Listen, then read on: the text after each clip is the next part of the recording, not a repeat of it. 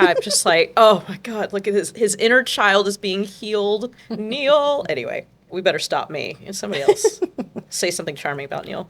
Okay, it might be controversial, but I do enjoy watching him. I think he's a good. Welcome to Holiday Film Countdown. I'm Jamie Walter, and today we are going to Lakeside, Illinois, and the North Pole. That's right. This film is The Santa Claus, our 10th ranked holiday film. Hello, I'm Tim Walter. Sometimes not reading the fine print works out well for you. You might even hit it big and get to kick off the top 10 of the holiday film countdown.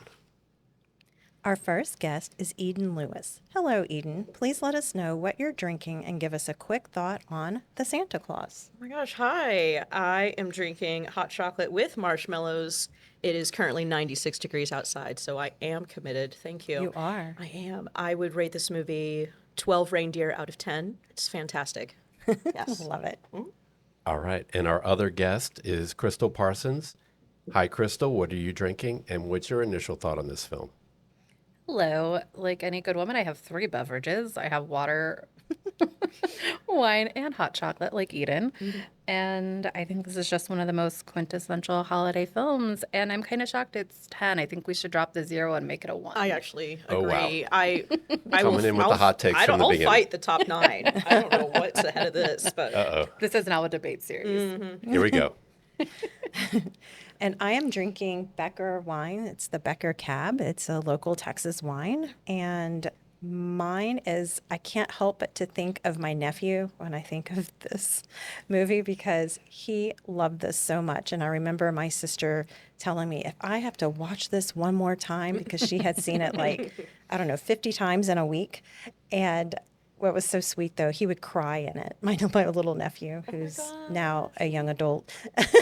But at the time, it really touched him. And so I cannot watch this movie without thinking of my nephew. All right. And I have migrated from hot chocolate to the Becker Cabernet also. wow. Who knew? And Who knew that hot chocolate into wine was a combination? it is today. It's a great one. I mean, chocolate and wine always go together. Oh, true. That makes sense. And they're both tannic and acidic. There's actually a lot of compliments in there. Yeah.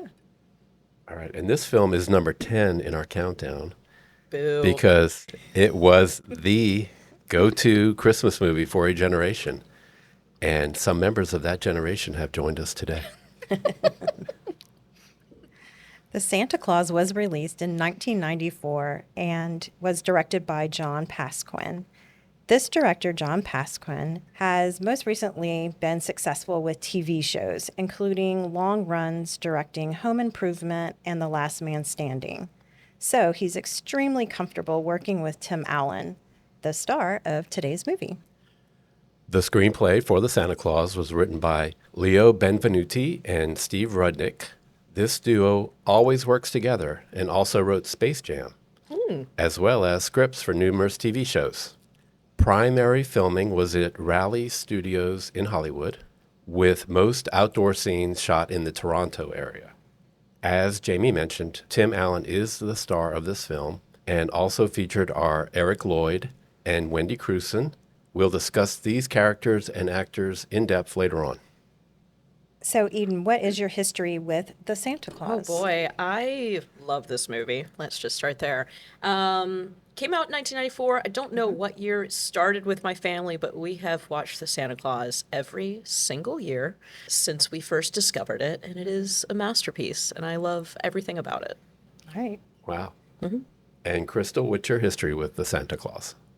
I would say it's similar to Eden's in that it has just always existed in our family. I think we really transitioned from a Home Improvement straight to the Santa Claus when it came out. Two very different vibes. Family was a big Tim Allen fan. Who knew? And so would watch it all the time, and it was always one of my favorites. And I am very normal and well-adjusted. I would watch it all year long, and I didn't know that was strange until this guy I was dating in college came over, and he was like, "Are you watching a Christmas movie right now? It's July." And I go, "Well, yeah, I just wanted to watch this movie." Like, it didn't occur to me that was strange. So it was an annual movie, not just a Christmas movie for me.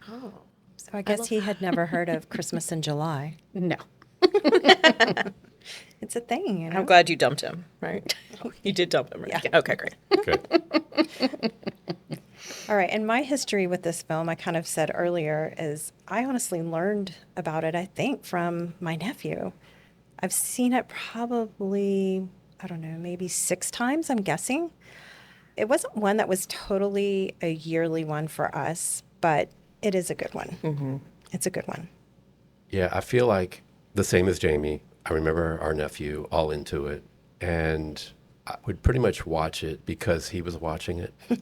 And then I got sucked in, and then I'm like, okay, I have to see what happens here. It's so funny. It's so smart.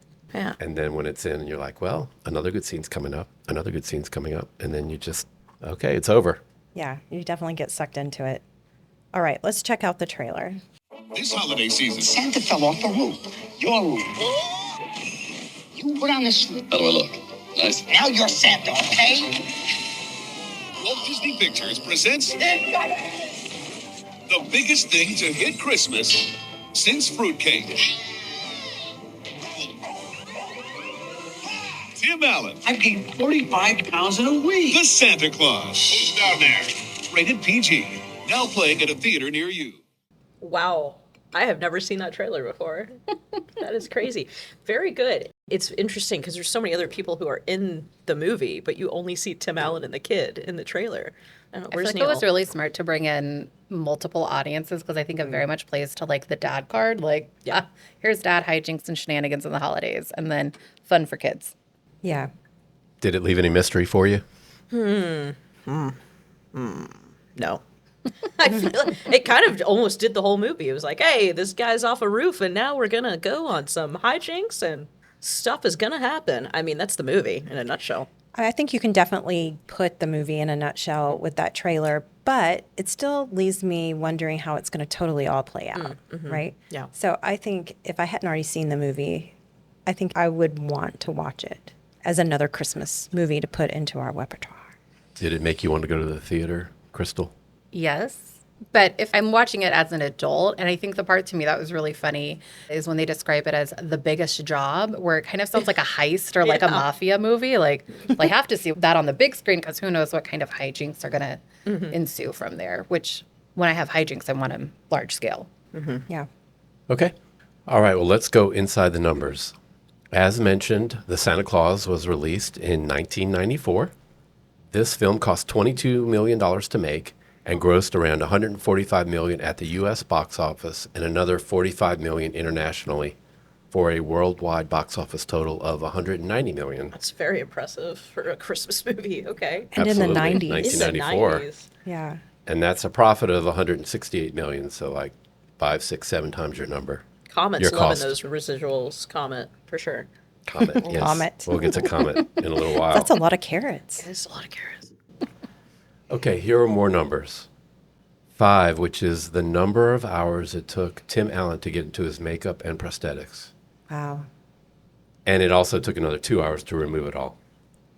The number 6 is the maximum number of hours that he could actually remain in all the makeup and work in scenes, primarily due to the heat and irritation that would ensue once he was in that outfit. He's wearing a lot of layers, too. Yeah. Another 6 is the number of major actors who were candidates to play Scott Calvin, including Bill Murray and Chevy Chase, big Christmas stars previously. They both turned it down, but also considered were Robin Williams, Tom Hanks, Mel Gibson, and Tom Selleck. So quite the lineup there. I'll sell it. And at the time, they were all bigger stars than Tim Allen because he was known as a TV star from Home Improvement. Now, Pixar would change that a year later. Yeah. Then Tim Allen became a huge star. Buzz Lightyear. Toy Story, yeah. And then our final number is 400, as in $400. That is a phone bill that one kid racked up calling 1-800-SPANK-ME, which was from a deleted scene in this film where Scott made a little off-color comment to his ex-wife Oh, God. when she was giving him a phone number. I haven't seen the deleted scene, but I believe you. So as of 1999, that part does not appear in the home video releases or the re-release that hit theaters years ago or Disney Plus streaming. So if But you is have the a phone copy line of still that, set up? Yeah, I was like, can we still call it? it'll cost you. Where's my phone? I'm gonna call it actually. Can I call it? Would that be weird? It might be. And finally, the Santa Claus has a score of 3.2 out of 5 on Letterboxd, and we will all give our own reviews and scores later on. So any of these facts surprise you all? I still want to call the Spank Me number. It's the only thing I can think of right now, unfortunately for me. But I think I could only imagine sitting for 5 hours to get that costume on and how hot it would be because I could see how it wouldn't breathe because when he pulled off his shirt at the doctor's office, it really looked so real. it's very well done. I yeah. mean, I was like, wow, that Yeah, they didn't mess around. no, it really looks real, but it doesn't breathe, I'm sure, because it looks so good. Like, And it's a little reminiscent of a movie we did a couple of weeks ago, The Grinch, with Jim Carrey. Similar situation. Well, he was green Yeah. in that one. A lot of time, and then you've got to get your shots in, and you got to get the suit off. the suit, yeah. I'm not sure what, because it's not on here, but like the limitations of working with the child actors with the timing as well. The child labor laws. You could only have Charlie on set probably for 6 hours a day as well. So Yeah. That's why the elves had to keep taking him away. yeah, you're like, oh, so sorry. We My had a time lot of is up. child actors. Well, there's a lot of child actors. Yeah. You mean elves? My apologies to the elves of the community. All right, well, let's move on to the Christmas tropes. So, what did we think about the snow in this film? Real, not real, look great, not so great. I would say the front of the house had a lot of fake snow in it, just for my eyeballing. And I think if you look really closely when that guy's falling off the roof, you could see like a part of the fake snow like flip up unnaturally. But for the most part, I think they did a pretty good job. Like I think it has its little dirty pieces, and it's like, oh, there's clearly been a car here. I think the snow is pretty good. Crystal. What do you think, Crystal? As someone who didn't grow up with snow, I feel like it's hard for me to gauge what real snow looks like. But one thing I did learn as the first time I saw snow was I didn't realize it was actually very wet because in movies like this, when Santa falls off and then he grabs the suit, everything's dry and perfect and crisp. So that was a revelation to me when I got older, but I don't know how to gauge if it looks that real or fake, but I was taken. I felt like in some scenes I was like, okay, no, that's real snow. And then there were other scenes that I was like, clearly that is not real snow. So I don't know if they used both or not, or if it was all fake. Yeah, this was Toronto, and it was filmed in the springtime. So they probably had to add some in. Oh, yeah, for sure. Okay, let's just dive into the elves. What do we think about the elves in this? Elves. I love the elves. Everything about them. I like that you can find the elves everywhere. It's kind of like one of the first Easter eggs I think I ever experienced as a kid of just being like, oh, can you find the elves in the background? Like, you don't just have to look at the main actors. You're playing around in the background. It's like they have like little hidden treats in there. You can find them really early in the movie before Scott Calvin even becomes Santa Claus. Right. So, yeah, there's elves in the Denny's. I think there's one before that. I can't remember where, but they just kind of pop up. They're very fun for me, but I love the elves. They do the ears really well. I'm always like super excited, and I don't know, they have joy. I like the elf aesthetic that they went with too because it's still kind of like a more young, sprightly look, but having like really heavy textured fabrics like the velvets and patchwork, it kind of gives them more of that age where when Judy's like, I've been working on my hot cocoa recipe for 1,200 years. And so it's in contrast with how youthful they look. I also really like the kind of luminous glitter and skin that they have, which I also think is very similar, maybe let's say inspiring to Peter Jackson's Lord of the Rings, because all of their elves have that same kind of luminous glow as Like, they did you do in the just make a Santa Lord of the Claus. Rings reference in here? Amazing. They are the same elf culture, I believe. Yeah. Yeah. So Judy's like 1,200 then. Are you going to tell me Judy and Arwen are not related? Look at them. Yeah. Okay. They do. They do. Judy's gorgeous, by the way. I mean, ooh. She is. She's a beautiful child. I like how they use the children in this film. I think it's a great idea of doing it that way. Yeah, I would say this one, along with Elf, the movie, have the best elves. Because it's not a bunch of CGI. Yeah. It's not a bunch of weird sizing where you're trying to scale it. So this one's top two elf-wise in my book. I Yeah. like that because you're using children, it gives the moment of having a comedic moment. You know, there's that little line with Judy when she's he's like, oh, well, I don't remember what his line is. He's like saying something, like he's complimenting her. And she comes back with, I'm seeing somebody in wrapping. And it's like, it gives such, an ability for a little bit more comedy acts in there, just having the younger ones. But yeah. That's cute. Right. All right. Speaking of CGI, let's go with the reindeer. What do we think about the reindeer? I know we love Comet. I do love Comet. Yeah. These are Toronto Zoo reindeer, by the way. Really? Yes. Well they done, are. Toronto. They are? They are. Oh, okay. Yeah. With CGI overlay. Okay, gotcha. Yeah, I was going to say the close-up shots with the reindeer. I know. There's no way. I was like, what? Fantastic. Comet's the most expressive reindeer I've ever met in my entire life. I haven't met a large number of reindeer, but it's pretty good. But once they start flying, you're like, okay, there's a little bit of CGI struggle here, but it holds up pretty well for 1994, to be honest. Yeah. My only critique is I feel like Comet's bottom teeth were too small. Like the individual tooth looked too shallow for how big that mouth was. It felt weird. I never was like, noticed how are his you? teeth when How are you chewing your carrots? Like it just didn't. I'm going to have to go back and look at that. Very weird. Yeah, I agree. The flying was the least realistic part. Yeah. But the standing, talking part was pretty good. Or the looks, the expressions that Comet would give, or the grunts were good. And then we had carolers. Check that box at the beginning. Yeah. The beginning we did. They were good. Oh, yeah. Kind of forgot about them. Yeah. They're real quick. They're not there for long.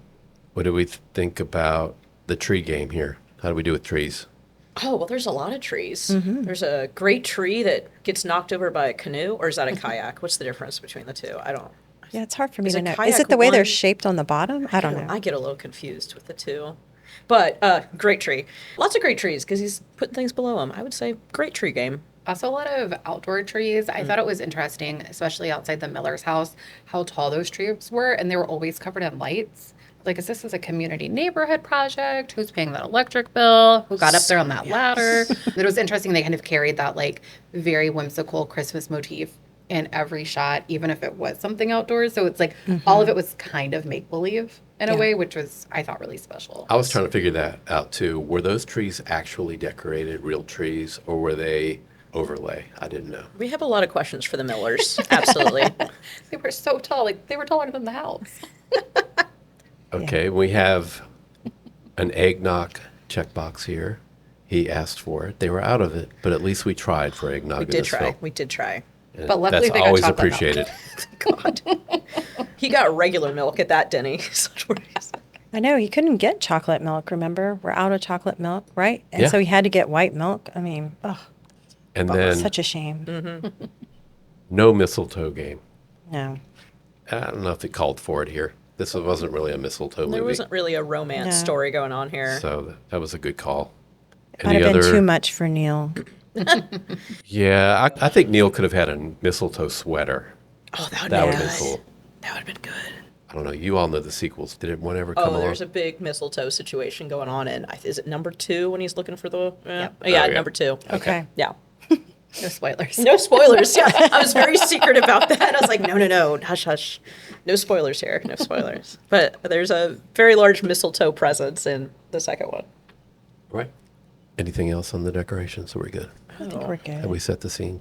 Are we just talking about like set wise? Yeah, just Yeah, how just it what gets it you in looked the like. mood Well, for I mean, Christmas. let's just say the North Pole set is absolutely incredible. I just want to say that. I mean, it's enormous. It's gorgeous. I mean, you look in every direction, there's toys, there's kids, there's a whole section just for the reindeer to have their own little homes. Like, I mean, I love that set. It's way better than the office setting that they use, which looks like a hotel.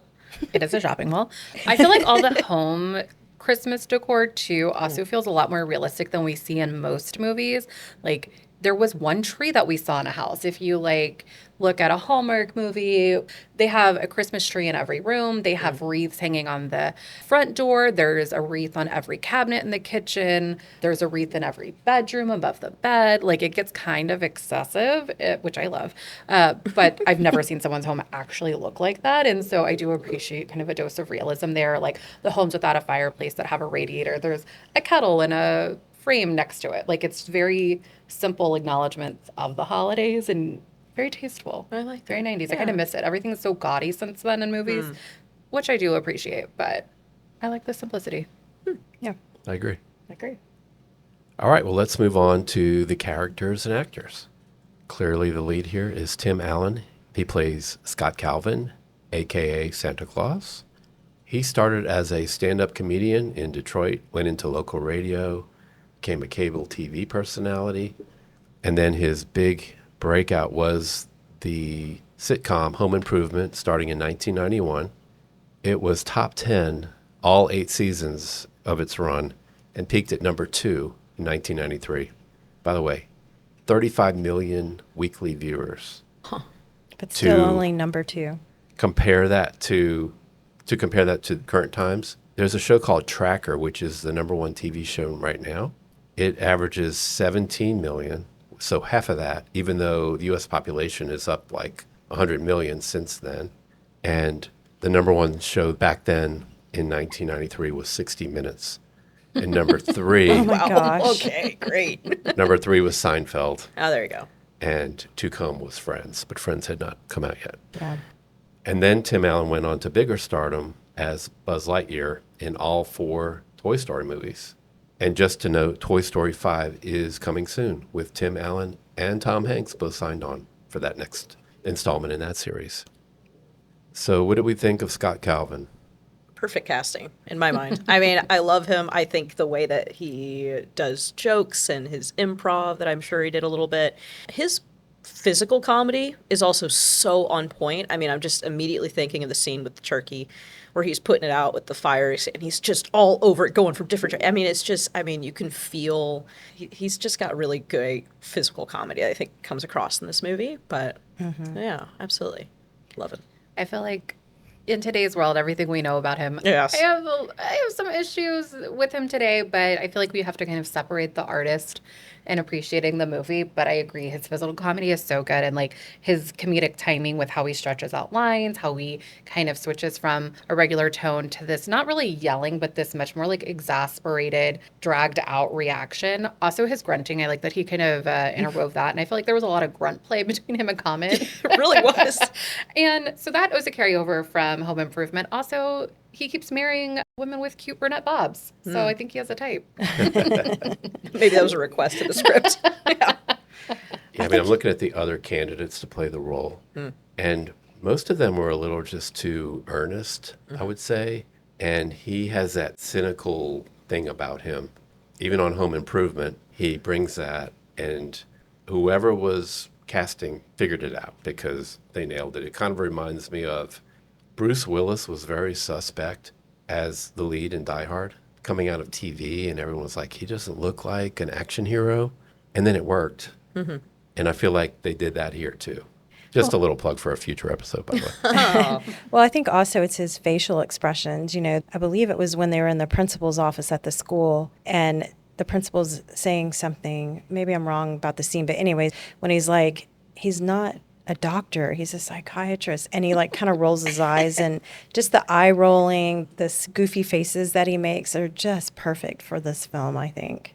You nailed the scene, but he does it about 6 times in the whole movie, so there's about Right? 6 more scenes of it. We hated mental health in the 90s. Yeah. That's a good take. And, yeah, I mean, you kind of know this guy some places in the real world, and you kind of get sick of him. But in this film, it just tracks along really well. Well, the note on what Crystal said about the grunting, it's like, okay, Home Improvement had it. He had it here too. Is he acting? Or is that just who he is? I don't know. Oh, yeah, I know. He's being himself. I think it's just who he is, right? I think he's acting when he's being the nice dad. Oh, man. Possibly. All right. And then our next star is Eric Lloyd. He plays Charlie Calvin. His real name is David Eric Lloyd Morelli, and he was a 6-year-old playing a 6-year-old. We don't always see that in films. He also appeared in the 2 sequels to The Santa Claus and played young Kevin Arnold on The Wonder Years as a 2 or 3-year-old, which, Oh, by yes, the way, of course. The Wonder Years it's top 10. It's top 5 all time for me on TV shows. I love that So show. good. I was so just drawn in by that show as a whatever I was. And what do we think of Charlie and his haircut? The bull haircut was perfectly done. I will say I highly appreciate it when a movie actually cast the actor as the age. Having a 6-year-old playing a 6-year-old is great. You're not doing the classic high school where they're like actually 35. I'm looking at Right. you, Grease. But yeah, I think he was pretty good for a child actor. Pretty good. I mean, I think the more I watch this movie, I find him a little whiny, but I think that's just because he's a child and I need to get past that. Yeah. But yeah, I feel like he was almost too articulate for a 6-year-old. I don't spend a lot of time with kids. he's but, around Neil a lot. but I feel like that was like a big surprise, like finding out his age. I mean, I agree. I am with kids a lot, and What age? 6 and 7-year-olds. And he was very articulate for his age. And I'm around a lot of really smart children. But I will have to say that he also had the eye rolling down and the facial expressions. So I thought it was a good cast because he looked like, oh, yeah, he could be his son, Tim Allen's son. He carried that through. And maybe he was just picking up on the vibe. I don't know. But I think for a 6-year-old, I'm surprised that he was that young. I would have guessed like 8 or 9, to be honest. Yeah. I'll have to say, I'm surprised he didn't go on to bigger stardom. Yeah, me Because to too. be so good at such a young age, you Yeah. would think you'd have just been clicking along. He's a nice looking kid, so you Right. figured he'd have other roles. And he didn't keep He that has other bowl roles. haircut forever. He didn't. Oh, I mean, he did have other roles, but he didn't go on to be a big star. Right. That's what I'm it's saying. just the way the bowl cut came in. Like it didn't just like flat. It like curled in on was his. perfect. All right. Our next character here is Laura Miller, played by Wendy Crewson. She's a Canadian. She has 50 plus film credits and another 50 or so TV roles. And get this, she is on Tracker right now, the Oh my current God. #1 TV show. Full circle moment here. Really? I've seen the commercial. I haven't seen the show. I watched an episode. I don't get the hype. It's Okay. fine, but Okay. I mean, Haven't seen it. I don't understand how it's going. So it's like a show where he tracks people. Okay, but can you really do that for like 48 episodes? I guess. People are watching. There's a See? lot of lost Yeah. people out there.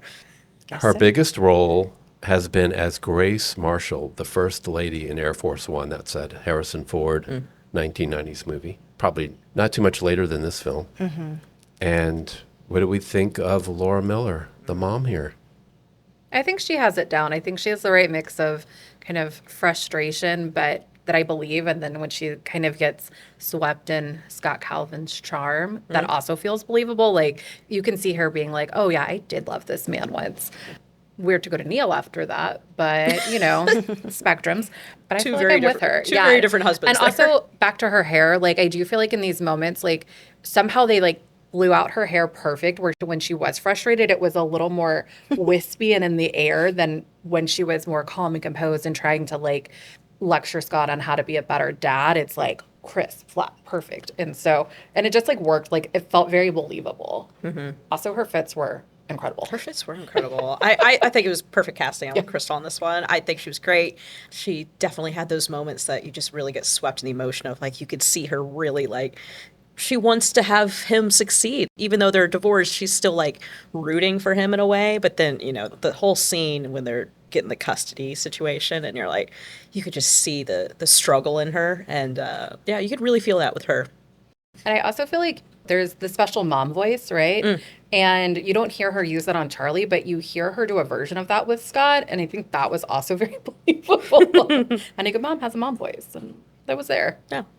Yeah, I think she was looking at it as she wanted him to succeed because he is the father of her child. And I think she wanted it for Charlie, right? Because it is his dad and you want him to have someone to look up to. You don't want him to be like, well, your dad's a loser. I mean, well, you know what I'm saying, And he wasn't. I mean, he's Santa Claus, for goodness sakes. But I think that's where she was going, and it was believable. Like, she wanted to believe in him, and then at the end she got to. But I think that's where you're talking about with the scenes, still falling for it. I agree. Way to notice the subtleties of the hair, Crystal. I like that. It was so good. It's like everything about her look, like they just did such a phenomenal Between job. her hair and Comet's teeth, I'm seeing what Crystal's focusing on here. Wow. Well, and I think she Charlie's had bowl very cut. sharp look. It was sharp. Right? Her hair was like sharp. Her clothes were all black, or she was just very, I don't know, precise, I guess is the word for her. and just very quintessential 90s Quintessential, yeah. aesthetic and fit. And you don't see that as well represented. You see people like in other films, like really trying to like push the envelope and be cutting edge in fashion.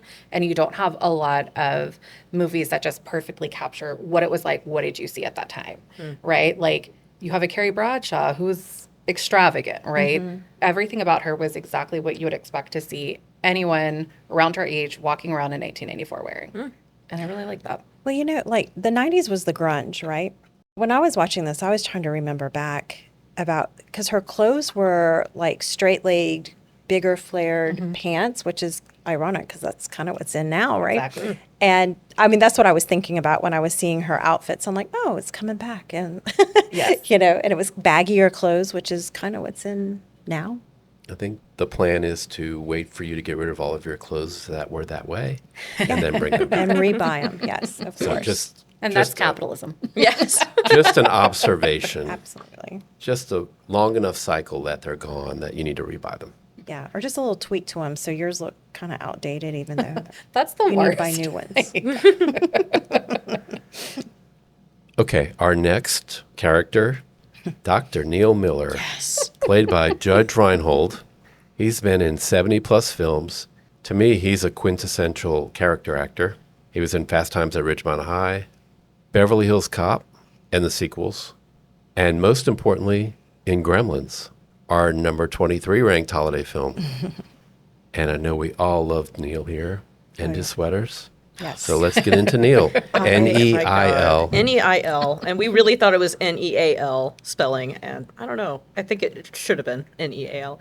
Anyway, I could do a TED talk on Neil. I tell you, I don't know what it is. I think, you know, because I've seen this movie so many times, there's different things I focus on as I get older. And I've really come to appreciate Neil. Like, one, Tim Allen's playing with the back and forth, the sarcasm, like, oh my God, like, just, it's so funny to watch that play out. But Neil in general, I mean, the sweaters, the strange sandwich choices, I mean, I just can't get enough of him. And he plays it so well, where he's actually just really trying to be a protective stepfather. You know, he's trying to be a good guy. And I'm like, okay, you know, I get it, you know. And then you kind of go along in the movie and you're like, God dang it, Neil, like, why are you doing this? And then oh, it's so sweet at the end watching him get that little weenie whistle. Like, I'm just like, oh my God, look at his inner child is being healed. Neil. Anyway, we better stop me and somebody else say something charming about Neil. Okay, might be controversial, but I do enjoy watching him. I think he's a good foil. Yeah. And I love his arc by the end. And he kind of gets this like boyish grin and giggle that you haven't really seen him use throughout the movie. But my problem isn't his parenting, because even though he is a doctor, the problem I have is that I feel like Charlie's mom makes different parenting decisions than maybe she would if her and Scott were divorced and she was single parenting.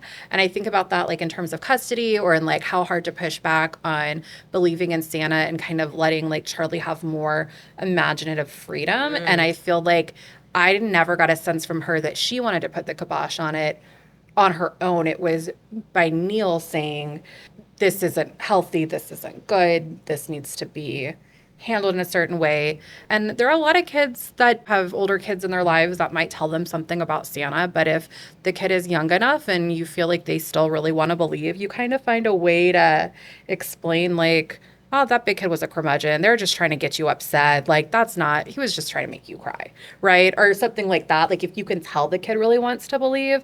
And then for Neil to just jump to, that's Santa isn't real. I don't know that she would have done that if she was single parent raising him. I think she was very influenced by Neil.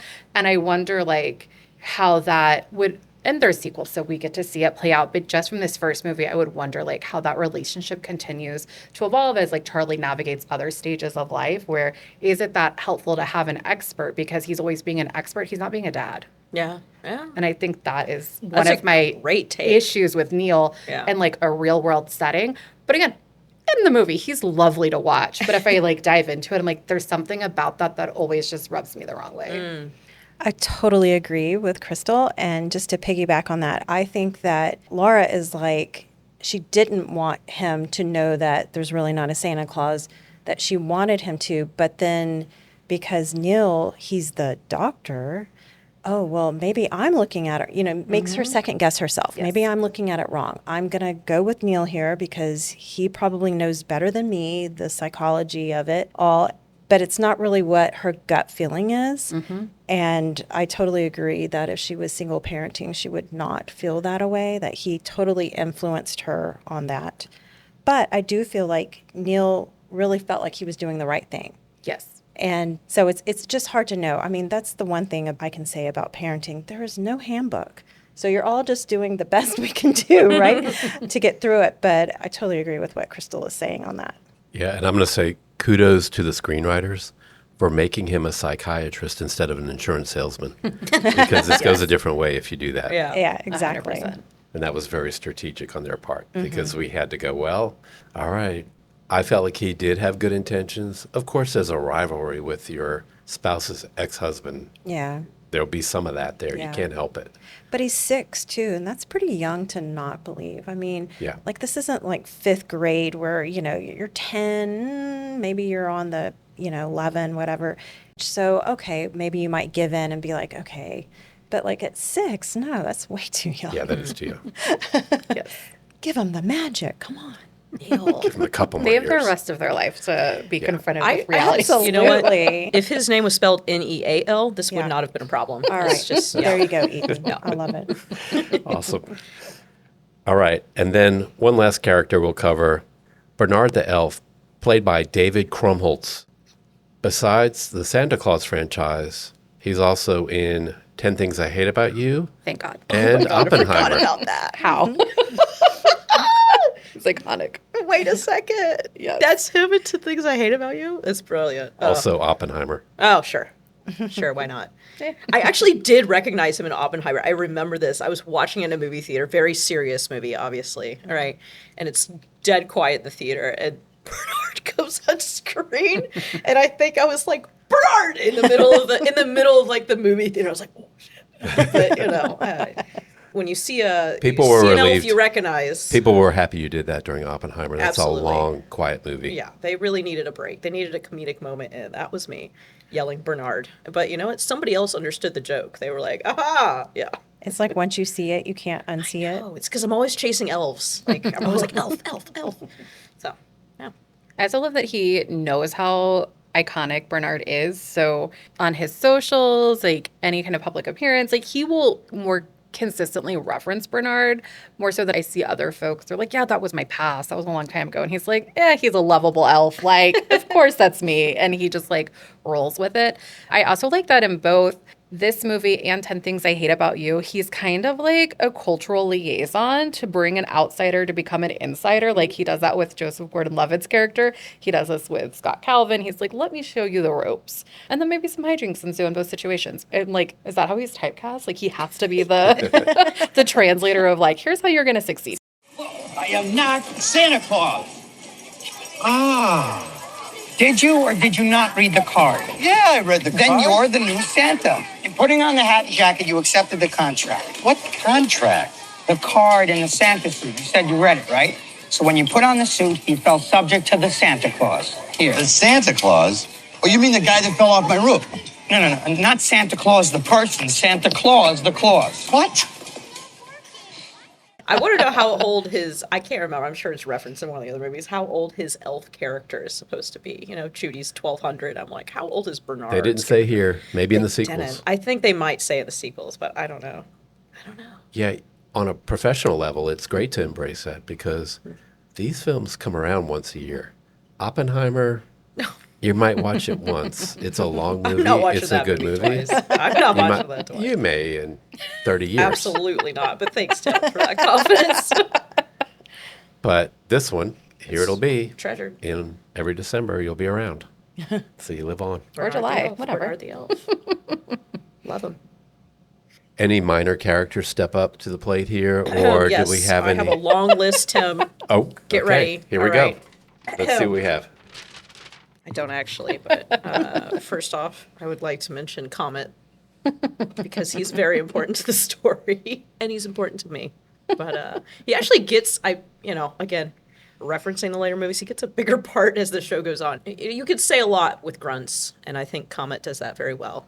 So was there no Rudolph? There's no Rudolph. There's no Rudolph. They make a reference to Rudolph, very niche, but like the code that they put in, this like elf comes out and puts the code in to go to the North Pole to have the sleigh go down. There's I think it's 1239, which Yep. is a reference to the month and year of Rudolph's creation. And that is Okay. the closest thing you get to Rudolph in Santa Claus. It kind of feels like the writer couldn't remember any other reindeer names. He's like, I don't know.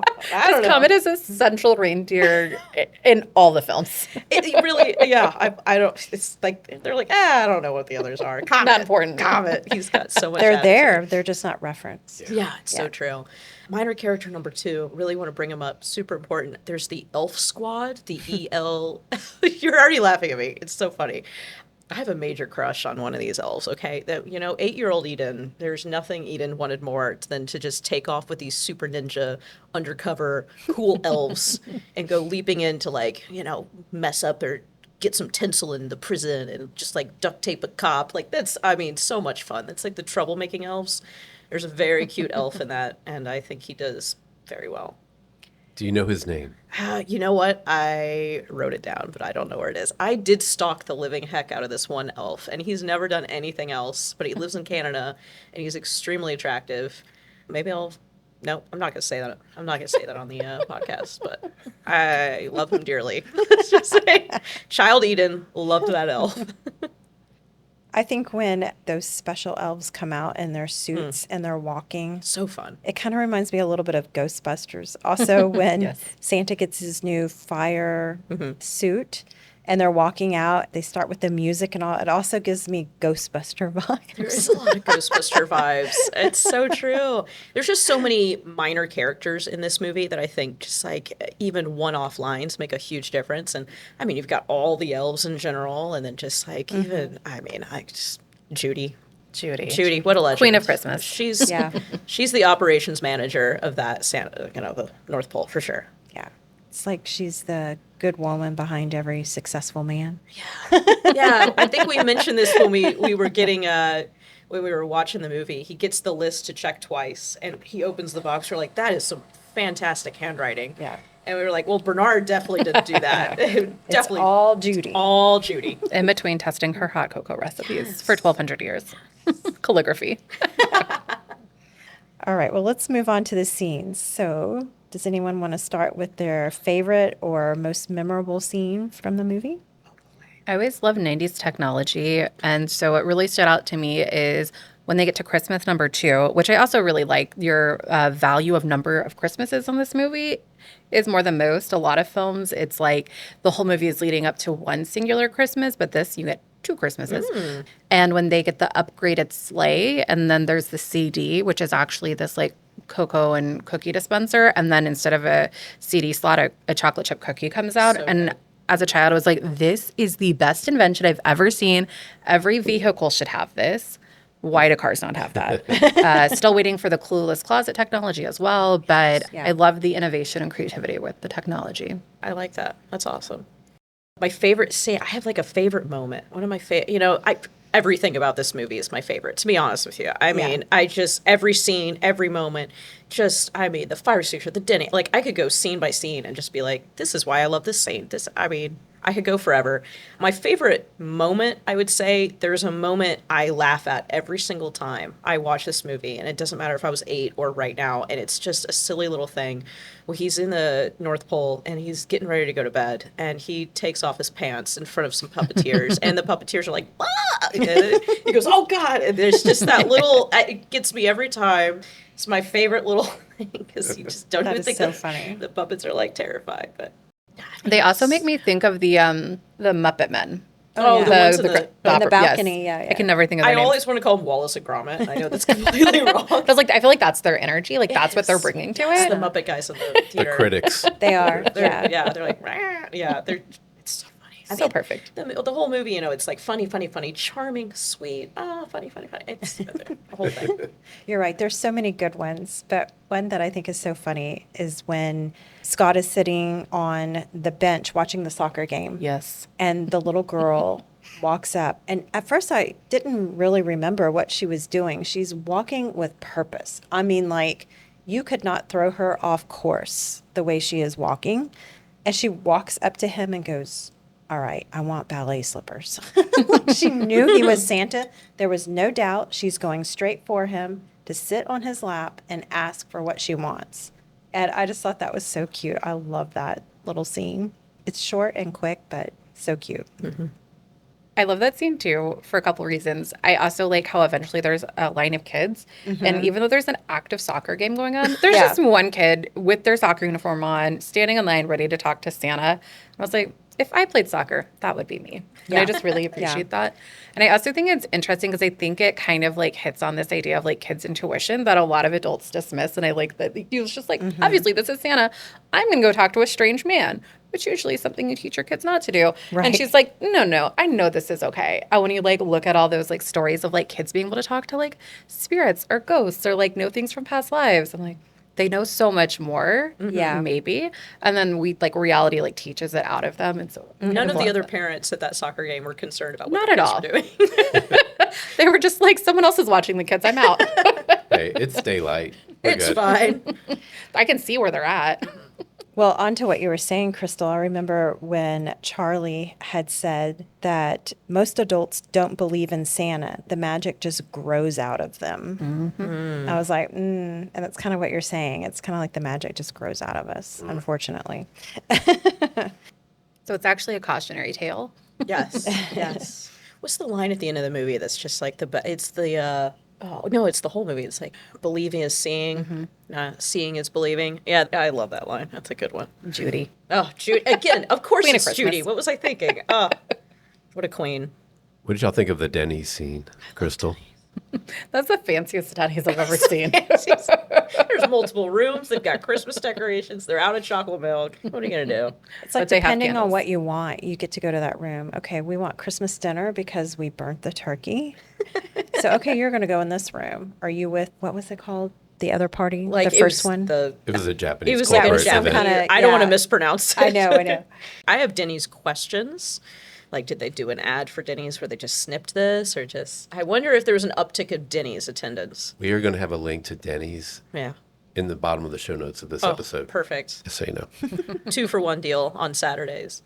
What about the parent career day? Did y'all like that part? That was my favorite scene. So good. I just like the way it all played out. From the fireman to Scott, Santa, rationalizing his real job and matching it up with his new real job. And the kids' reactions, they just play that so well. Even just dismissing Neil to go up.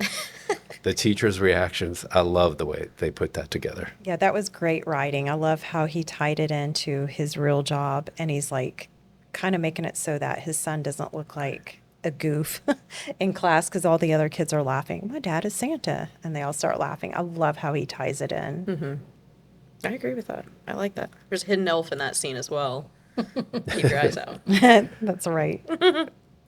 I think I like to, and I can kind of relate to this, when Scott is bribing Charlie to keep it a secret. I'll give you $5. Just be quiet. This is our secret between us, because I always joke like any good parent knows the best way to get what you want is just bribe them. Exactly. Good tactic. Like, did it work? I don't know. Maybe she have upped the price. Yeah, I should have upped the price. That's what we Yeah, said clearly. watching it, right? I also really like Christmas round number 2 when Scott is really concerned with like, but what if I fall off a roof? And he apparently has not been to the North Pole in 364 days. And so now he's asking all these questions. They're like, yeah, we have like a new flame retardant suit. Here's all these upgrades to the sleigh. Comments like, here's this rope in case you fall off.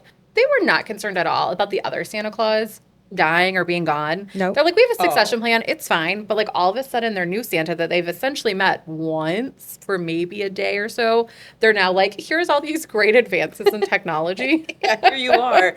Well, and then that brings into the whole, like, you can spot elves in the thing before he becomes Santa. So you're like, so the elves know that he's about to become Santa? Or are we just always supposed to be there's elves looking out on behalf of Santa to see if you're being naughty or nice? So I think if your initials are SC, they just follow you. you better look over your shoulder. Oh my God.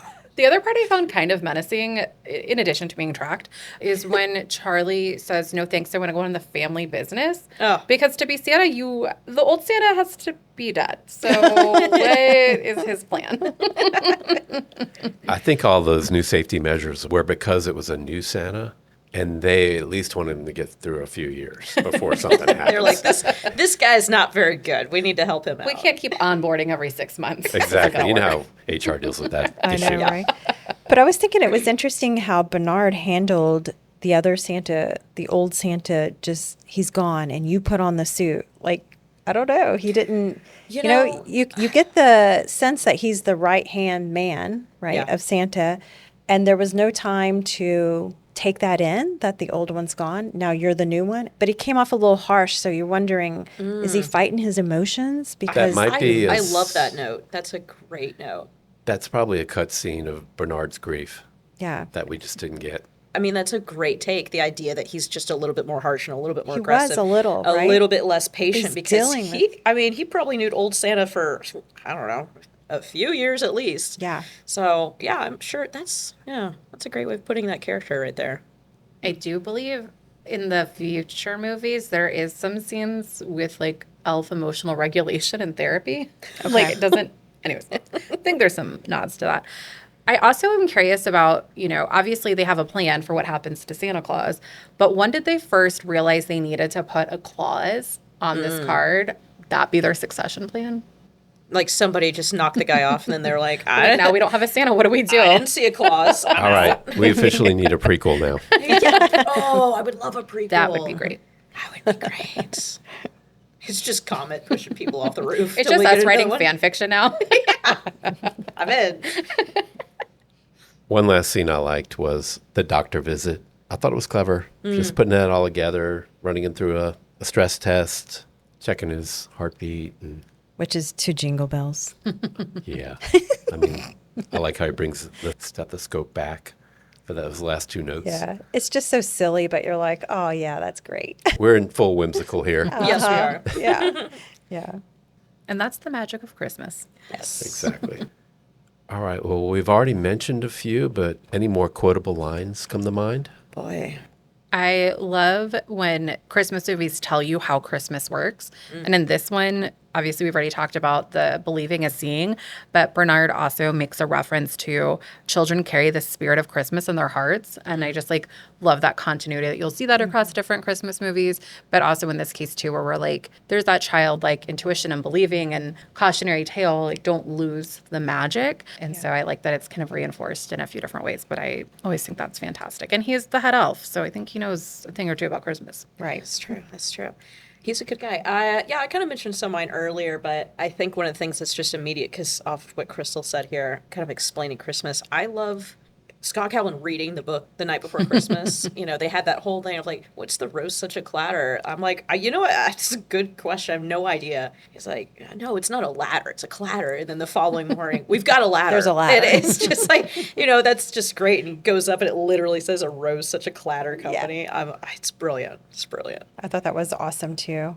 I like when Scott is kind of arguing with Laura about, I guess, Charlie and what's going on. And Charlie's like, you guys always fight. And Scott was like, we're not fighting. That's your mother singing. That was so funny. He always knows how to make light a Yeah. tough situation. And That was early on. It set the tone for who that guy was. yeah. Like, don't worry. She's just singing. I liked when Charlie told Neil, well, have you ever seen $1 million? Oh, It doesn't mean it doesn't exist. it's a great line. I love that because you could see Neil's like, oh, you know what? I'm stumped. By a 6-year-old. By a 6-year-old. It's a very smart 6-year-old. But I am Too a smart. doctor. Yeah, I am a doctor. Oh, Neil. All right. Well, let's move on to the moral of the story. What do you think the moral of the story is here? We may have already covered it. I think we may have covered Yeah. it. You know what, We guys? have. The magic of Christmas is real. Yeah. Santa, go Santa. And listen to Comet because he knows what to do. There you go. Yeah. In addition to being cautionary tale about not believing in magic, I do think it's interesting because it's kind of like a recipe for how to create a magical Christmas. And I think that's really interesting, especially watching this as a child, but then now looking at it as an adult. And a lot of the emotional labor of creating magic for Christmas falls on the matriarchs of a family. Yeah. And so grateful for all the ones in my life that has always made Christmas so special. And I think that now as an adult, when I look toward the holiday season, I think the lesson in this too is that it's like it's a learned behavior to take time to appreciate it. And you find the things that make you appreciate the season. And so I love how this is like, you have to have silk PJs. You have to have the best hot chocolate, shaken, not stirred, extra hot chocolate. Yeah. Not too hot. And then a snow globe or whatever is like your trinket, that like that is what symbolizes that like emotional connection to Christmas or whatever holiday. Like I love that aspect. And then whatever your food is, right? So like in this case, it's the CD with your cookie and cocoa. But for other people, it could be a really special dessert. It could be whatever it is. And you have those different connections that you build into the holiday. And I think that's really hard for a lot of adults. You just kind of forget that if someone's not doing it for you. And so I love that this is kind of a recipe book on how to create a great Christmas. And I also love that it's one of the only movies we see a man do it. Like Scott is responsible for it, not Laura. And I think that's also a really nice like representation to kind of like flip it on its head, because also in a lot of these movies, you see it being the mom and they're always stressed. They're always manic. Everything is so hard and the dad's just chilling in the background. And so I like that it kind of flips the script a little bit on that too and just tells you, how do you want to make your Christmas? Yeah. That's Denny's. great. Great Denny's point. is. Yeah. I really love your take on it, especially when you're talking about take the time to make the extra hot chocolate, because it's true, especially like it's easy when you have kids because you want to set up that. But when you're an adult and you don't have kids, you still need to make it special too. It's such a special time of year, I feel like, at least it is for me in my heart. And so I like the way you put that, Crystal. It's like life can get crazy and busy, but you need to take time and make it special and do all the things that bring it back to what you remember. And so that was really great. Yeah, I heard a lot of adults in my family be like, Christmas is not as fun without little kids, But because it they're the can ones be. who find the magic. Yeah, exactly. Yeah. Like I think it's all about your mentality Yeah, going you're into right. it. And You're that's what right. I Charlie love forces that. us to remember. You're right. Well put. Wow. I like that. Yeah, I can't top that. I That's- can't either. Yeah. We're there. Are we on to Santa Claus 2 now? We're on to hot takes. Oh, no. Oh, Here we God. go. Uh-oh, here we go. Do I have a hot take? Go ahead. What do we have You have here? a hot take? I feel like that was my hot Oh, take. okay. But Oh, boy. I have a hot take. Yeah, you go first. Okay, so when Tim Allen Scott is at the meeting, I guess, because they're at the conference table, I'll say, he walked in and his boss is saying, you're looking like, well, he called him outside the room and he said, you're looking like the Pillsbury Doughboy. Get some help. But how does he have any right to say anything? First of all, I felt like their waistline was the same. So, like, why are you calling someone out? You know, like, first of all, that was inappropriate to say that no matter what. But second of all, you're not even one to be talking. Like, if you're going to tell someone to go get in shape, you go get in shape. You know, like, don't just speak it, do it too. That's my hot take. Well, and I like when he goes to the doctor's like, you're actually in good health. And I was like, what a great nod or precursor to the health at every size movement, where it's saying Absolutely. that your weight is not an indication of your health status at any size. And I was like, Yeah, he was like, your that's what heart we're- is strong. Exactly. Like, wow, keep doing what you're doing because your heart's strong. He just did a stress test. Frank Brown was just cranky in that scene. So true. So true.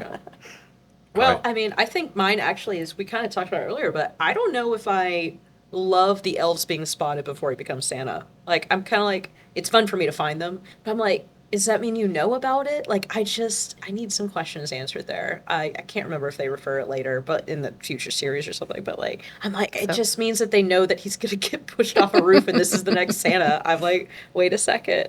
I think that was a place for them to see if people are rewatching this enough to pick up on those elves. Because if you only watch it one time, you probably do not see them. It's true. And I have to be honest, you pointed out a lot for me, so thank you. I'd chase a squirrel if I see a squirrel. There you go. I can't help it. But are there, in the universe, are there elves that are not Christmas elves? And, or could some of these elves be like excommunicated from the North Pole? Like, how do you know they're actually in cahoots Right. with the North Pole? Right, and like, what department is this? Yeah. Like, you know, you have the toy building elves, you got the elves with attitude section, rapping elves. the rapping elves. Like, is this just the like, Recon, the maybe recon checking. elves? R&D. Ooh, yeah, recon elf. Oh my god. Watching the children of the Yeah, world. like what? I have questions. So I'm just a logistics person. I need to know a little. How does this work? What's your operations? Alrighty, I have a hot take. Yeah. that the beginning of this film, when he's driving in his car to go pick up Charlie. Yeah. So when Scott is driving along and making up lies, I think that Liar Liar, the Jim Carrey movie, might have lifted a little bit from this, because that's another divorced dad lying about what's going on and why he's delayed in picking up his child. So, Interesting. I haven't seen that movie recently, so now I'm like, well, I next time believe you watch it, look for it. Oh, okay. The other one goes the other way. Yeah. And I think this film may have lifted a little bit from Big, when they're in the conference room and Scott is calling out the guy's idea with the tank for Santa. Oh, God, yeah. It's similar to in Big when Tom Hanks's character is calling out Josh. Josh is calling out the guy who's coming up with the building that's a transformer. Very similar scene. Very similar. Yeah, because they're both looking at it. Well, at least Josh and Big is looking at it through children's eyes, because Yes. he really is a child, even though he looks like an adult. And Santa Claus, well, Scott is looking through it as Santa Claus, because he's really Santa Claus. And looking out for children. Yes. So, yeah, that was an interesting take. You brought that up when we were watching it. I will say I did find the number of police officers responding to Scott Calvin's situation a little I was like, I don't know if we needed Yeah. every cop in town for this on Christmas Day or even- Okay, another callback to Yeah. National Lampoon's Christmas Vacation Yeah. with the SWAT team showing up. Yeah. So we just made all the parallels here. That's true. We did Also, just an make- Elf, they have the same thing. Oh, that's true. Oh. Cops are Christmas. It's terrible. They're like, we're getting double pay. It's fine. They're here. Yeah, it's really funny because there's the whole scene with the elves with attitude. There is one cop in that station. One. In the same evening, the reason there's only one cop in the station is because all 300 other cops are running around trying to catch Scott Calvin. Right. Yeah. All right. Well, the parent guide is PG. Do we feel like that's appropriate? I'm like, could it lower to a G? No. Yeah, that's like I don't know the difference between G and PG. I don't know if it could lower So- to a G. G just means it's totally appropriate for any age without parent consent. And PG just means parental guidance. It's close to G. It's close to G. I feel like the most like controversial topic that you would potentially have to cover is Santa real? Real. Yeah, I Is agree. Santa But real? there's not like violence and kind of mishaps and Language. I think the issue, the whole parental custody thing might be a little hard for some kids, maybe. I don't know. Sliding to a G, but PG. I mean, right on the edge there. Yeah. Yeah, I think it's pretty good at PG. They play it safe. Yes. All right, let's move on to the soundtrack. Oh, yes. So we open with Carol of the Bells, sung by carolers. And then we have orchestral music throughout by composer Michael Convertino, who also composed background music for Bull Durham and Children of a Lesser God. And we did notice it throughout, right? Oh, yeah. Well, Spot on. I'm going to be honest. I could recognize the soundtrack if it played in a shopping mall. I'd That's be like, great. it's the soundtrack from the Santa Claus. Like, it's just. I would like to be there and hear that. It's like me shouting Bernard in the middle of Oppenheimer. I'm like, Please capture that moment when it happens. I'll work on it. I'll work on it. Then we had White Christmas by the Drifters, and it played for a while. And that's the same version of White Christmas that was in Home Alone. Is that the? Yep. I know. It always reminds me of Home Alone. I don't know. It's so catchy. Spoiler alert, Home Alone is to come in the countdown. Oh no. Santa Claus is Coming to Town by the Chipmunks. And then we have ZZ Top, Give Me All Your Lovin', played for a while. Do you remember what scene that was from? Oh, it's a montage scene, that one. When they're marching out with that strut? With- Yeah, it's Yeah. the strut scene, isn't it? Yeah, it's the one that reminded me of the Ghostbusters. You're right. Yeah. Okay, when they're going out to Yeah. make everything happen. Yep. Okay, so what y'all think of the special music elves. overall? I mean, I'm obsessed with it, so. Yeah, I think it was great. I think they did a great job at creating those kind of special motifs. You're like, this is Santa Land, this is the North Pole. Like, you kind of knew when it was supposed to be more in that realm versus reality. So True. I And love that little, interplay. Again, that little like, ba-da-da-da. It's like whenever he's in trouble, it's like something's going down. He's burnt the turkey. We're going to Denny's. Like, it's just something like, uh-oh. No, it's amazing how music can really just set the scene, the emotion. I think it does a great job. All right. Well, so Eden, Yes. how are you going to rate this film 1 to 5 and tell us why? And remember, it's a 3.2 on Letterboxd, so decimals are okay if you want to add them. Oh, great. Perfect. 5.5. Yeah. I mean, I kind Oh, of one ranked through it. five, Yeah, sorry. I kind of ranked it earlier as 12 reindeers out of 10. Yeah. I'm trying to lower that in a way that will compress down to 5, but I rank it a 5. Yeah, it's my 5. All Solid right. 5. It is my favorite Christmas movie. It's like so emotionally like connected to me, and I love it so much. Yeah. And no decimals necessary here. No, this is max capacity. Like you're going through the roof of a 5. Like we're not down here on a 4.9. It's gone. It's top 10. This is top 10. This is 5. I love it. That's great. All right, Krista, where are you going on this one? All right. If it's less than a 5, I will judge you. So it is my favorite Christmas movie, but I'm going to go with 4.5 because as someone who's a little neurospicy and struggles with time, I cannot for the life of me figure out, like, I know we're covering a year in the movie, but I can never tell you at what point of the year we're in. And I, as a kid, probably thought it was like all one day. And I was like, and it's Christmas again. And so I think it's contributed to my lack of understanding of time. And I could use some clear benchmarks. Interesting. But that's just, it left me confused as a kid. And I still struggle with it. Like, how much time has really passed? I need the Bravo editors to do those timestamps like they do on Below Deck. But that's maybe 4.75. Because it's Okay, not yeah. a huge deal, but it does really Do I hear a break my brain. 4.8? Can I just keep raising your number there? You know, we could even go to a 4.9. Oh, I there we think, go, You know, 4.9. and I do think it's like kind of a Western societal influence that we have to focus so much on time. Mm-hmm. But because everyone measures it so much here, I feel like I'm supposed to be doing it. A Yeah. very learned behavior. I just feel like I almost would find it distracting. I mean, I do understand where you're at because I'm like, okay, are we at summers? Can they do like a clear Thanksgiving? Can they do a pool party? Like, it doesn't have to be major things, Yeah, but something we don't to need help. to have the like July, but if they could just have some more like kids running around in bikinis or something in the background. Like in the soccer scene, there's Yeah. like, the girl is in shorts and a tank top, and he's in like a hoodie and sweats. Like, they're not in the same season. Okay. And don't hate me, Oh, but I'm boy. going to give it a 4.5. Oh God. I know. Okay, she's throwing things. No, she's not. Maybe she plays softball. Watch out. Oh my God. I love it. I'm trying to remain and it's calm. really good. It's not my favorite, but I do love it. And I think it's good. And for all the reasons that Crystal already said. And I don't know, I have some questions. It leaves me with questions like, what did happen to Santa? And then will Charlie get to be the next? You have to murder. He's not going to have the card. You have to I mean, is he just going to get the card when his dad dies? I don't know. It was just kind of weird how Santa just came out of his suit and then the new one came in. And I don't know. I didn't like that part about Hey it. Jamie, but- guess what? What? Believing is seeing. Okay. All right. Okay.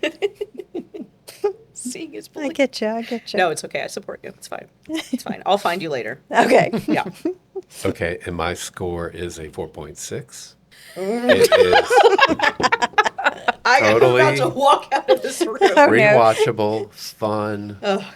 What is a 5 And- for you, Tim? What is a 5? Stay coming. tuned, you'll find out. It's coming. But this is a 4.6, and I love the performances, the music, the way it's put together. The writing's incredible, and 4.6 is very high. So what would they have need Yeah. to do with this movie to get it to a 5 for you? There we go, Jamie Crystal. kind of covered hers. So what would you need to see? It would take me me identifying with it more on a personal level. Do you just like, all right. Yeah, that's a good answer. That was my Comet impression. I was like, I don't know about this. That's the way it is. I mean, I have to. You just need to have a person to put yourself into, kind of a thing. Yeah. Because I think as kids, we were kind of all like Charlie, you know? We were kind of like, oh, yeah, oh my gosh, I'm like, this is so exciting. And then we were like, Bernard, and are you the Neil? Like, I don't know. I have questions. I have questions. No, I want Jamie to 4.6. answer that. Who? Yeah. Who does Tim in this movie represent? What's his character? This is being recorded, so. Well, yeah, I know. And edited. Well, the thing is, true. The thing is that I see where he's coming from, that he can't totally relate to it. I see what he's saying. Like, it's not a Interesting. character that he can grab onto really any of them. So, Hey, yeah. I don't we know. all have our journey. Yeah. I'm fine. I'm fine. Okay. love All it. right. I'm not. fine. Okay. Take another love drink it. of hot chocolate. Oh, Eden. yeah. You know what's really great? I just want to mention this. They gave me a spoon, and it's Yes. like I can't like. You got to keep mixing in the chocolate. That's why. It's just For your hot constant. chocolate. Okay. I started to drink it with the spoon, and it's like soup. Yes. chocolate soup. Because there's a lot of chocolate at the bottom, maybe? Yeah, it's really good. Okay, so Eden, Yes. would you recommend this film? Which I'm wondering if you will. Like, Why are we asking this question? I'm hanging on to know if you will. And if you would, to whom would you recommend it? Anybody I've ever met in my entire life. Got you. Cool. I'd recommend it to the birds. I'd recommend it to the animals of the world, and it's just any object or cats. Cats that would, if you would like to leave the home for 2 hours and put a movie on, this is great for dogs. I actually, yeah, there's no dogs in this movie. Is there a dog in this movie? There is a the dog- puppy, a Labrador. Oh, yeah, there's a reindeer, puppy. There's a though. it's a puppy friendly movie. Yeah. It's good for all ages. It's good for all people. I think it's a fantastic movie all around. All right. Absolutely. And Krystal, would you recommend it? And if so, to whom? Of course, I would recommend it. I'm now concerned that y'all aren't giving it a higher score. Yeah, Makes me question some things. Still have but, questions, I know. Everyone, I agree with Eden. Everyone should watch it several times a year, including in the summer. Yeah. Because as we see, there are scenes not set just at Christmas, so it really is an annual movie. It is actually because Yeah. it takes place all year round. Yeah. All right. Okay, well, I agree with what you said, Eden. I would recommend it to anyone. I mean, it can be for the older, to the younger, to the middle-aged, to the dogs, to the Everybody cats, apparently to the bunnies just- of the world Yeah, the bunnies. could watch this film. The polar bears. There's good animal representation. There was a lot of good animal representation. They actually had more polar bears than dogs in this movie. Also, did you see all the penguins? Like in his house, there's like almost like this Mr. Popper penguins, Yes, like little they're, like, figurine set. everywhere. But then there was also like large kind of statues, large for elves, statues of penguins at the North Pole. Yeah, that was a little weird. There was some interesting little nods in there. Yeah. Yeah, I would recommend this to anyone also. You hesitated there. I was scared. I would- I was scared. I guess a 4 or 5-year-old or a kid that age who still believes wouldn't be ruined by this film, Oh yeah, that's a good thing to think about. I guess. right? That's probably why it's PG and not G, to be honest. Right. So that would be my only reservation, would be maybe a child who's still a believer. And Do you think that this would encourage children to push off people who they think is Santa off of high buildings so that they could become Santa? I mean, would be their parent that would become Santa. So it depends on their relationship with their I parents. didn't see an age thing on that card. I'm just on the Santa Claus. There's no minimum. There's no minimum age. I'm just saying. You're like 8 with a full-on beard. My God. Yeah, I don't know. Wait, All if you're right, too young. That's how you become an elf. Yes. Eden, what is your favorite holiday film? I'm so glad you asked. It is the Santa Claus. Thank you for- Shocker. Yeah. Wow. Thank you for coming to my TED Talk. Appreciate Yes. it. What is your second favorite holiday film? Santa Claus 2. I'm just kidding. Ooh, actually, I haven't really thought about what my second favorite is. It's just kind of it's Santa Claus and then a very far gap to everything else. Okay. We really only have time to watch one movie as a family, so it's like this one and then whatever else comes Comes around. on. Yeah, yeah. Krystal, what is your favorite or second favorite holiday film, depending on your answer? Santa Claus is my favorite historically over time, like the one I come back to the most and I watch the most every year. I would say second is probably Elf, which I do think is kind of hard to make a newer movie and become a classic. So I feel like Elf is kind of like the last classic Christmas film. I love that one. And then I usually have to watch about 20 Hallmark Christmas movies. Yes. And I love to rotate in a good Home Alone. And then I also have to do all of the animated Rudolph. Charlie Brown series. Oh, the stop motion. Oh, the stop motion ones. Rudolph. Yeah. The Okay. Rudolph one is That so is good. like classics. I have to hit all those. And then I also like to sprinkle in A Nightmare Before Christmas. Wow. Oh, yeah. Look at you. Works for multiple She's seasons. wide ranged. I was like, You do need a long That's why I have season. to start. Yeah. Yeah, you need to start early for sure. So on the Hallmark, do you watch 20 new Hallmarks a year, or Yes. do you rotate in the old ones? Do you rewatch old ones once The they're only gone? they're ones I gone? rewatch are if they have an international location in the title. They tend to be like the highest production value, better quality, better caliber cast, and really cool scenes and settings. But I will add all the new. I don't watch Hallmark, the HMM. Is it Murders and Mysteries? I don't watch those. I only do like Hallmark Channel original, and I add all the new ones to the calendar, record them, have like a weekly watch schedule. I'm very busy in the holidays. But did you know they have a Hallmark movie holiday cruise And they like sign, it's like very like old Hollywood. Like they sign these folks up for contracts. You have to do like so many films with Hallmark. Anyways, they now send them on a boat with these fans. Like, what is that like? I don't know. my God. And they make Hallmark Christmas wine. And they do a daily like raffle giveaway. So you can enter a daily contest on, I guess it's hallmarkchannel.com. And you can win wine, you can wear ugly socks. Like it runs the gamut. But they've really created this engagement. And they also have gotten some pushback on not being diverse enough. So now you might see a queer friend. But that's it. Fantastic. They've really branched out. Okay. All right, Eden, is there anything that you would like to promote? Like your The socials? Santa Claus movie? That's what I'm here for. My socials? No, you know what? If you can find me, good job. You're welcome to follow me. Good job. Congratulations. Do you do Letterboxd? Do I do Letterbox? Okay, I've just started doing that. I'm not very good at Letterbox.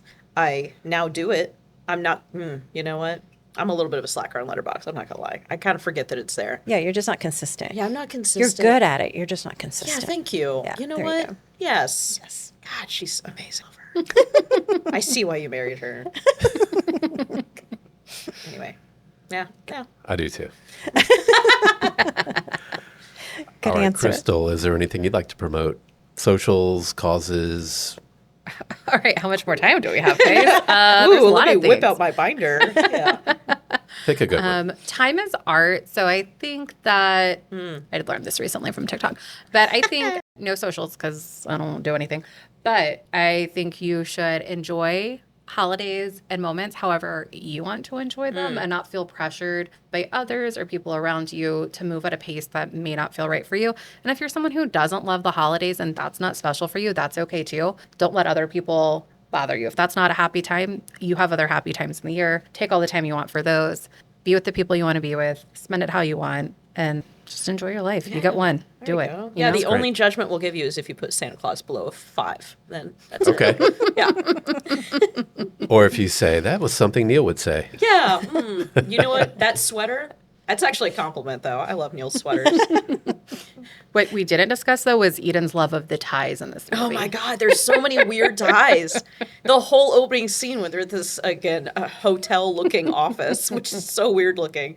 The tie game is crazy. I mean, I remember 90s ties just being kind of like that, but good Lord, it's like, it's, I don't know. I don't know what they're doing with the ties, but the sweater game is just on point. Yes, I agree with that. All right. Thank you for joining this discussion of our 10th ranked film, The Santa Claus. Please like, follow, and comment on this podcast. Yes, please share and spread the word about Holiday Film Countdown. Thank you, Eden and Krystal, for joining us today. And thanks to all our listeners. Next week, we're moving on to our 9th ranked holiday film, which will take us to Pine Tree, Vermont.